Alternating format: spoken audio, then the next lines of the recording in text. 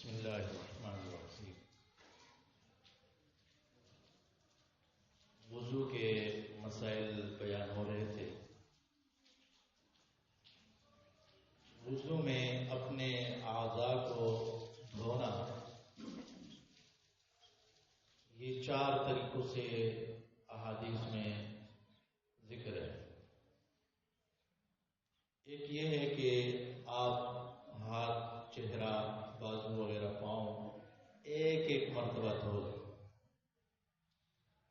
دوسرا طریقہ یہ ہے کہ 2 مرتبہ، تیسرا 3 مرتبہ۔ چوتھا طریقہ یہ ہے کہ مثال ہاتھوں اور پاؤں کو 2 مرتبہ دھو لیا، چہرے کو 3 مرتبہ دھو لیا، بازوؤں کو 1 مرتبہ دھو لیا، یعنی مختلف کر لیا۔ تو یہ تمام طریقے احادیث میں ثابت ہے۔ کم سے کم ایک بار ہر وضو کو وہ دھونا یہ لازمی ہے، اس کے بغیر وضو نہیں ہوگا۔ ہر انداز سے دھونا یہ لازمی ہے۔ 3 مرتبہ دھونا یہ افضل ہے، زیادہ بہتر ہے۔ 3 مرتبہ سے زیادہ دھونا یہ یا تو گنہگار آدمی کرے گا یا وہ کرے گا جو وسوسوں کا شکار۔ دیکھیں، عبداللہ بن مبارک رحمہ اللہ فرماتے ہیں کہ جو انسان وضو کرتے وقت 3 دفعہ پر اضافہ کرتا ہے، مجھے اس کے گنہگار ہونے کا اندیشہ ہے۔ اور امام احمد بن حنبل رحمہ اللہ اور امام اسحاق رحمہ اللہ فرماتے ہیں لا یزید علی الصلاۃ الا رجل مبتلا۔ 3 مرتبہ سے زیادہ دھونا وہی شخص کرے گا جو وسوسوں میں مبتلا ہے۔ ایک شخص جو ہے نا، وہ اللہ تعالیٰ سب کو بچائے، وسوسوں کی بیماری بہت خطرناک ہوتی ہے۔ وہ بار بار اپنے ہاتھوں کو دھو رہا ہے، چہرے کو، پاؤں کو، اور سمجھ رہے ہیں کہ ابھی اس کو صحیح طریقے سے دھویا نہیں ہے، تو بار بار 3 مرتبہ کیا وہ 30 مرتبہ تک بھی پہنچ جاتا ہے۔ اللہ تعالیٰ سب کی حفاظت فرمائے۔ تو بہرحال مقصد اس کا یہ ہے کہ 3 مرتبہ سے زیادہ کسی بھی عضو کو وہ دھونا وضو میں وہ اس کی اجازت نہیں ہے۔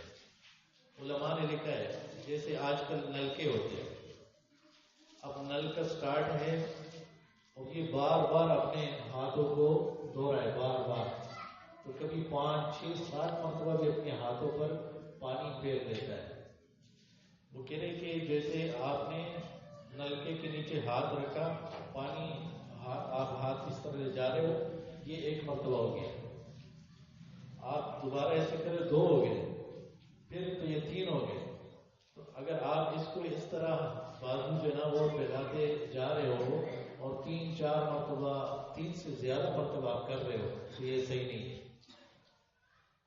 تو اس میں خیال رکھنا چاہیے، کیونکہ اکثر دھیان نہیں ہوتا، توجہ نہیں ہوتی اس بات کی طرف۔ پاؤں دھو رہے ہیں تو 7، 8 مرتبہ پانی پھیر دیا، یہ طریقہ صحیح نہیں ہے۔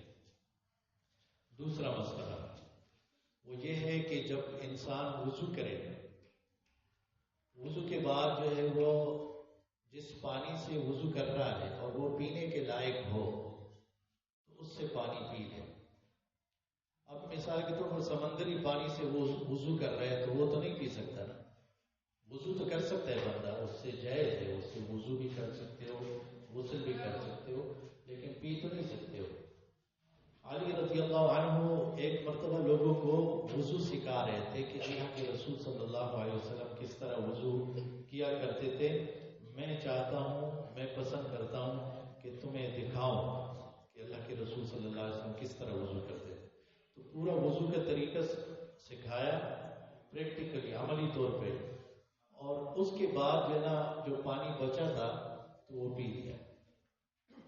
وضو کے بعد پانی پینا یہ بھی ایک سنت طریقہ ہے۔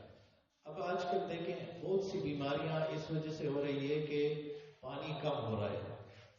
یہ جو بلڈ پریشر وغیرہ کے مسائل ہے، بہت ساری چیزیں ہیں، لوگ غصہ تو بہت ہو رہے ہیں لیکن پانی نہیں پی رہے، تو اس طرح بہت ساری پانی کی کمی کی، تو اگر ایک انسان 5 مرتبہ وضو کرتا ہے، کم سے کم 5 مرتبہ یہ پانی پی لے گا، تھوڑا تھوڑا کر کے وہ لیکن پی لے گا. دن کو 3 مرتبہ کھانا کھاتا ہے تو اس کے ساتھ وہ پانی پی لے گا، تو پانی کا جو مقدار ہوگا وہ پورا ہوگا، اس کی کمی نہیں آئے گی. بہت سے لوگ گردوں کی بیماریوں میں بھی اس وجہ سے مبتلا ہو رہے ہیں کہ پانی کی کمی ہوتی ہے. ایک اور مسئلہ وہ یہ ہے کہ جس طرح سرحدوں کی حفاظت کرنا، مسلمان ملکوں کی، اسلامی ملکوں کی سرحدوں کی حفاظت کرنا بہت بڑا ثواب کا کام ہے، تو کچھ اعمال اللہ کے رسول صلی اللہ علیہ وسلم نے سکھائے ہیں کہ اس کا ثواب بھی بالکل اسی طرح ہے، مجاہدین کی طرح. وہ کیا ہے؟ ابو ہریرہ رضی اللہ عنہ فرماتے ہیں کہ رسول اللہ صلی اللہ علیہ وسلم نے فرمایا، کیا میں تمہیں وہ اعمال نہ سکھاؤں جو کہ گناہوں کو مٹا دیتے ہیں؟ ہم سب کو ضرورت ہے نا کہ ہمارے گناہ مٹ جائیں، ختم ہو جائے، اللہ تعالیٰ اس کو دور کر دے. وَيَرْفَعُ بِهِ الدَّرَجَاتِ، صرف گناہ نہیں مٹیں گے بلکہ درجات بھی بلند ہو جائیں گے. تو لوگوں نے کہا کیوں نہیں، ہمیں بتا دیجئے. تو رسول اللہ صلی اللہ علیہ وسلم نے فرمایا، اسباغ الوضوء علی المکارہ، مشقت اور تکلیف کے باوجود وضو مکمل کرنا، کامل وضو کرنا. جیسے مثال، آپ پانی دور سے لا رہے ہو، پھر بھی آپ نے اچھے طریقے سے اس پانی سے وضو کرتے ہو، یا سردی کا موسم ہے، آپ کو بڑا مشکل لگ رہا ہے لیکن پھر بھی آپ اچھے طریقے سے، کامل طریقے سے وضو کرتے ہو. تو ایک عمل وہ یہ ذکر کیا کہ تکلیف کے باوجود آپ مکمل کامل وضو کرتے ہو، تو اس سے گناہ مٹیں گے اور درجات بلند ہوں گے. دوسرا عمل کثرت الخطا الی المساجد، مسجدوں کی طرف زیادہ قدم اٹھانا. اس کے 2 مطلب ہے. زیادہ قدم مسجدوں کی طرف کیسے اٹھاتے ہو؟ ایک یہ کہ ہر نماز کے لیے مسجد جا رہے ہو تو زیادہ قدم اٹھ رہے ہیں. دوسرا یہ کہ دور سے آ رہے ہو تو آپ کے زیادہ قدم ہو رہے ہیں. تیسرا عمل ذکر کیا انتظار الصلاۃ بعد الصلاۃ. ایک نماز پڑھ لیا لیکن آپ کا دل انتظار کر رہا ہے کہ میں دوسری نماز پڑھوں، آپ انتظار کر رہے ہو کہ میں دوسری نماز پڑھوں. تو یہ تیسرا عمل ہے. تو فرمایا فذالکم الرباط، یہ رباط ہے جس کا سورہ آل عمران کے آخر میں آیا ہے نا، یا ایھا الذین آمنوا اصبروا وصابروا ورابطوا. تو ایک مطلب رابطوا کا وہاں پہ یہ سرحدوں کی حفاظت، وہاں ڈٹ کے کھڑے ہو. تو اللہ کے رسول صلی اللہ علیہ وسلم نے فرمایا کہ یہ بھی رباط ہے، یہ جو اعمال میں نے بتائے تمہیں یہ بھی رباط ہے.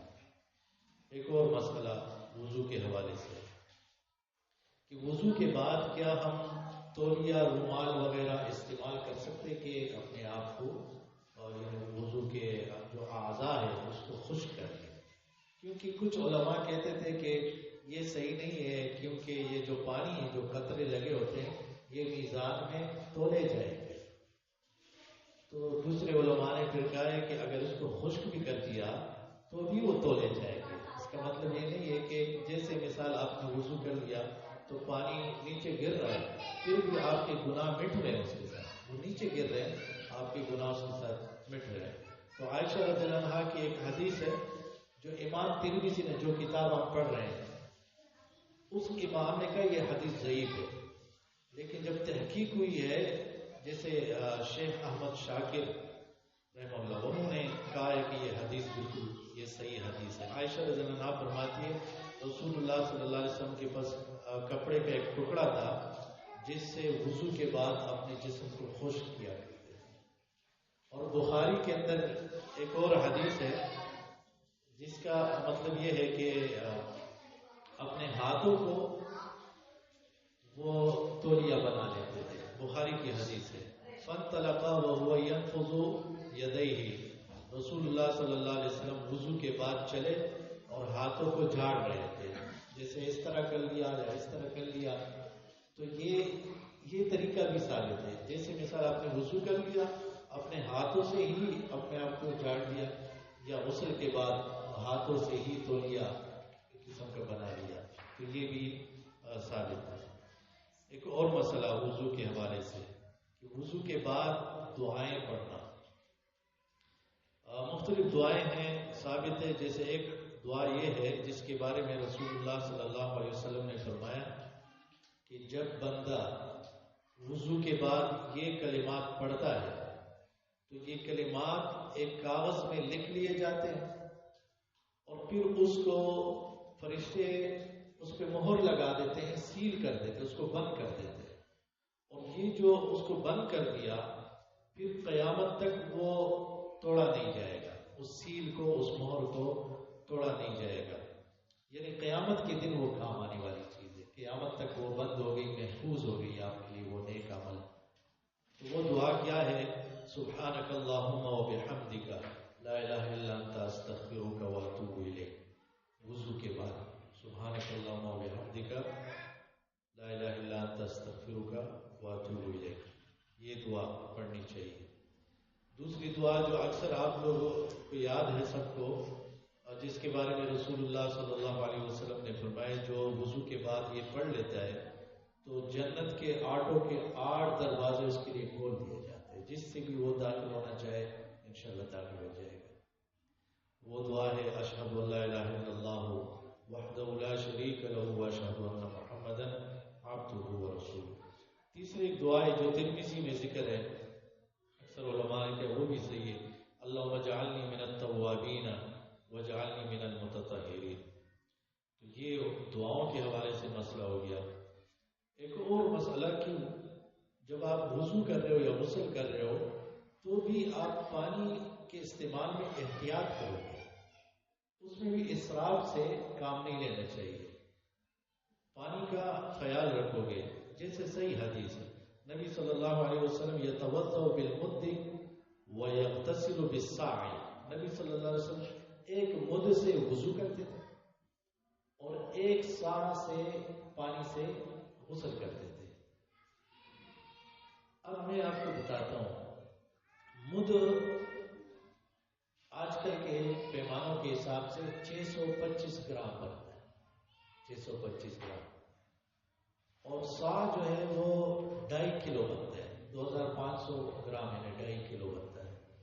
تو 625 گرام یعنی آدھا کلو سے تھوڑا زیادہ، اس سے وضو کرنا، اور 2.5 کلو پانی، لیٹر کے 2.5 کلو پانی، اس سے غسل کرتے ہیں۔ یعنی اللہ کے رسول صلی اللہ علیہ وسلم نے عملی طور پر ثابت کیا کہ اتنا پانی جو ہے وضو کے لیے اور اتنا پانی غسل کے لیے کافی ہو جاتا ہے۔ کچھ لوگوں نے کہا کہ میرے بال جو ہے بہت زیادہ ہے، تو ایک صحابی غصہ ہوا کہ اللہ کے رسول صلی اللہ علیہ وسلم کے بال زیادہ تھے، جب اس کا غسل ہو سکتا تھا تمہارے بھی ہو سکتا ہے۔ تو یہ بہت زیادہ پانی جو اس لیے بہاتے ہیں کہ وہ کسی نہ کسی طریقے سے وسوسے کے شکار ہو گئے ہوتے ہیں کہ میں مطلب پاکی نہیں ہوئی، پانی نہیں پہنچا وغیرہ وغیرہ، ورنہ یہ پانی کافی ہو جاتا ہے۔ اس حدیث کا مطلب یہ ہے کہ اتنا پانی کافی ہو سکتا ہے وضو کے لیے اور غسل کے لیے۔